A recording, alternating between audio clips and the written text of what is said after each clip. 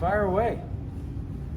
All right, here we are, ready for this super regional. How do the guys feel coming into this week? How are you feeling ready for this one? You get 2 wins away from Omaha. Feeling dangerous, ready to go. But the We're preparation. excited. I mean, it's ready to go. Yeah, no, it's the best time of the year. So, yeah, no, it's a lot of smiles, a lot of excitement, looking to capture some more celebratory moments. Erik, what do you know about Florida? What have you seen out of them so far? Know a lot.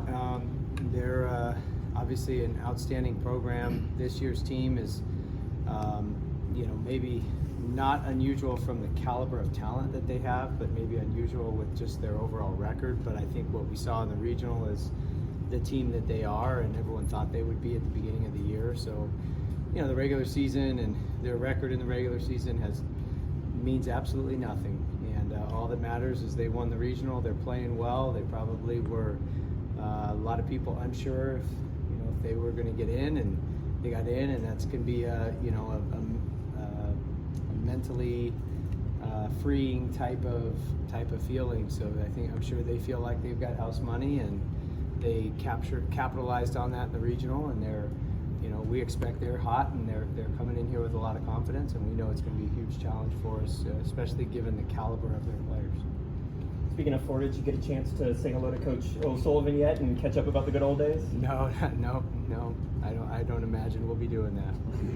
What do you remember about that year working alongside him, and what was such an incredible staff here that Coach Leggett assembled? I just remember, recognizing, like, you don't usually recognize when you're at the right place at the right time and very lucky. It's usually something you reflect back upon, but I just remember recognizing that in the moment.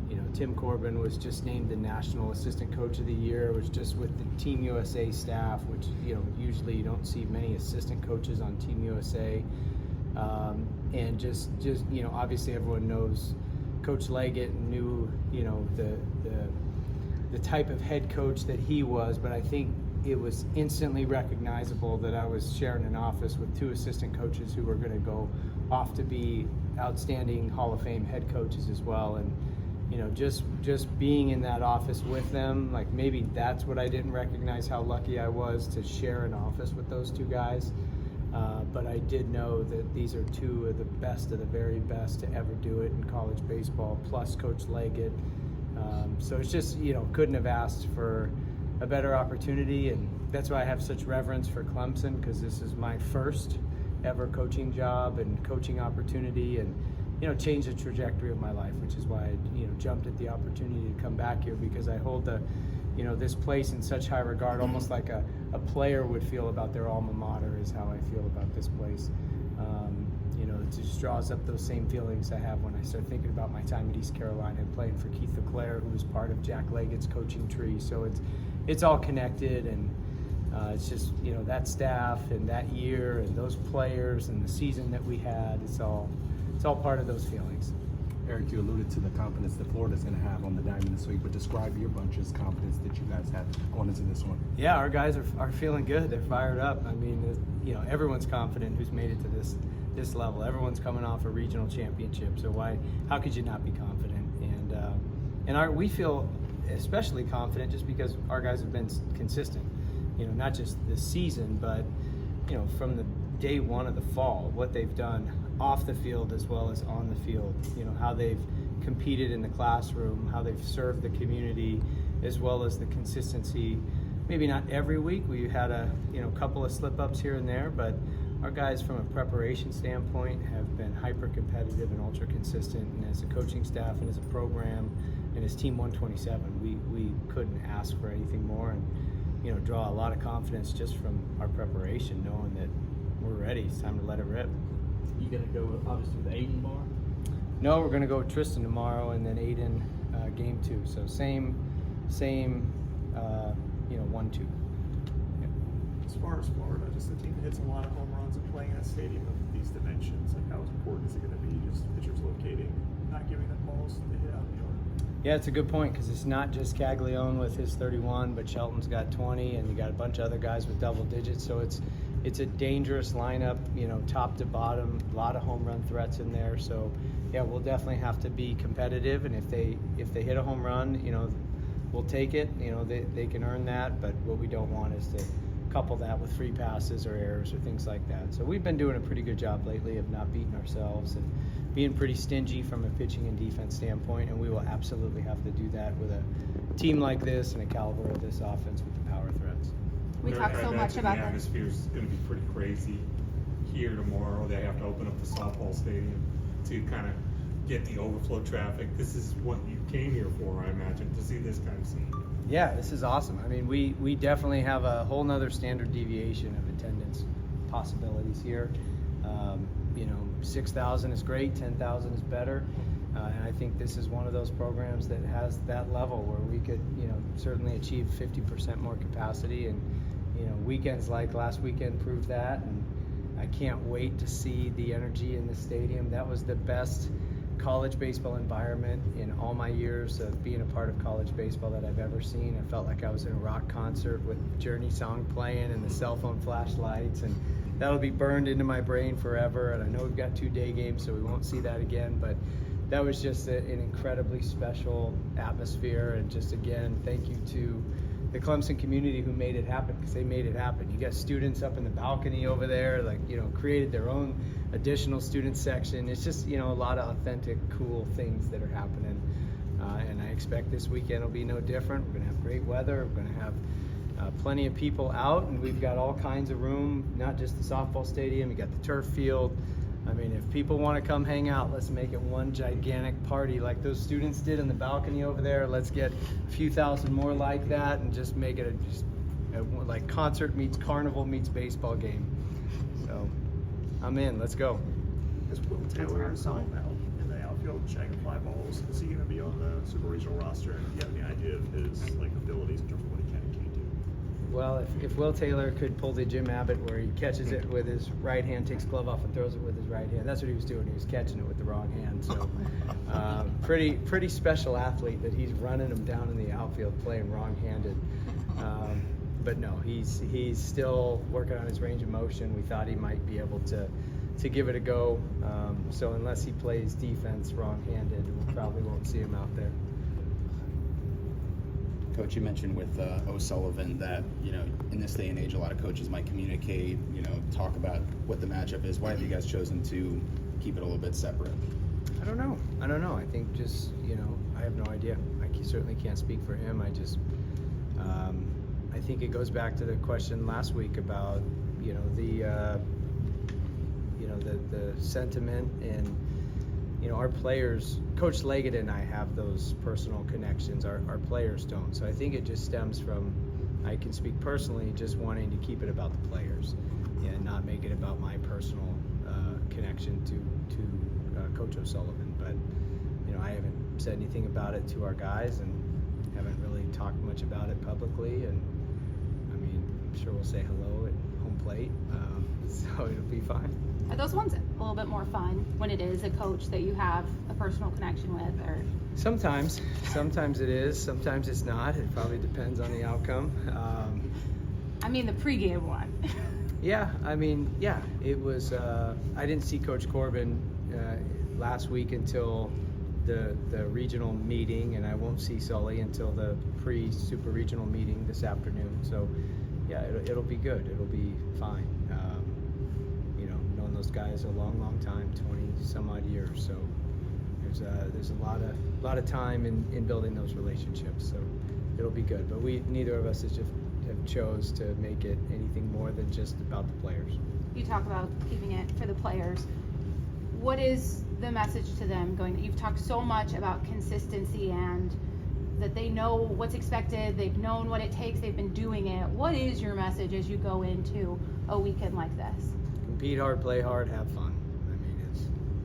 It's can't get much more complicated than that. So those are kind of the 3 of the things we've been talking about a lot lately. Is just time to clinch a division championship and then a regional championship and an opportunity this weekend. So you just got to put the target on competing and playing as hard as you possibly can and having as much fun as you possibly can on a baseball field with your friends. Eric, I know you've talked about Jack and your connections a long time. I mean, just going back to it, what made you think, some guys might think, well, I don't want the former coach around as much, or at least certainly not in the dugout and part of the program, because, it's now my program. What kept you unafraid to do something like that? Well, we don't, first off, we don't talk like that, like it's my program or my players. Everything is we, our, and us. And so our program, Clemson Baseball, Coach Leggett is a quarter of a century invested into that. His fingerprints are all over this field and stadium and alums and everything. And, I've never been electrocuted except for when he comes around every day, and it's like getting a bolt of lightning. I mean, he just injects positive energy into everyone he's around. So, selfishly, for wanting the team to get better and have exposure to Coach Leggett and all the things he brings, the words of wisdom, the years and years and decades of wisdom and coaching experience. Our guys are lucky to have him, and he's a great friend. I mean, he's one of my best friends, and he's 70 years old, but that's his superpower, is he's connected to everyone, whether it's he's talking to my 9-year-old daughter, or 11-year-old son, or 14-year-old son, or working with a college kid, or talking to a donor his age, or a coach that's, could be his son. It's just he's got the ability to connect with everyone, and he's like a magnet. I mean, I think about like guys on our team that are like that, like Jaron Purify, and Coach Leggett has that same it factor. You just want to be around him because he's just a positive life force. I know last week some of your guys got to talk to Spencer and learn from him and just hear from him about what it means to play at this level and in these big moments. Anything like that this week, or if not, how valuable are those moments for guys in big time games like this? It's huge because Strider actually shared a little bit about the mentality, Braves and Phillies in the divisional championship, and just shed some light on things that he thought maybe they could have done a little better, and things that could help us. And he just has such a unique perspective because he's like a Jedi master of the mental game. So we've had him speak to the team.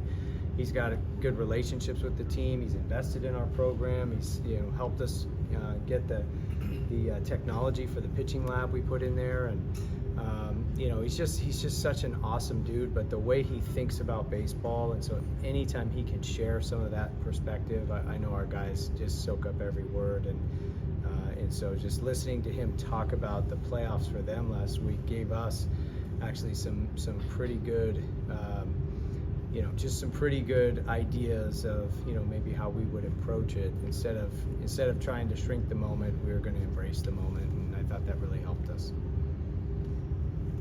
Florida's pitching up from Oklahoma State at the regional finals. What challenges do they present to you guys this week? Yeah, it's all pro prospects with power stuff. I mean, the guy tomorrow tops out at 98. The guy after that's also upper 90s. So you got Peterson and Caglione, who are upper 90s stuff with swing and miss offerings, and then everyone in the bullpen is a mid 90s type of pitcher. I mean, they just roll out one power arm prospect after the next. So they swung it and they pitched well, and they had to do it the hard way through the losers bracket last weekend. But they did enough at the end. They kept a good hitting Oklahoma State team to just 2 runs in both those final games, and that's really tough to do at their park with the offense that they have, because it's a very offensive park.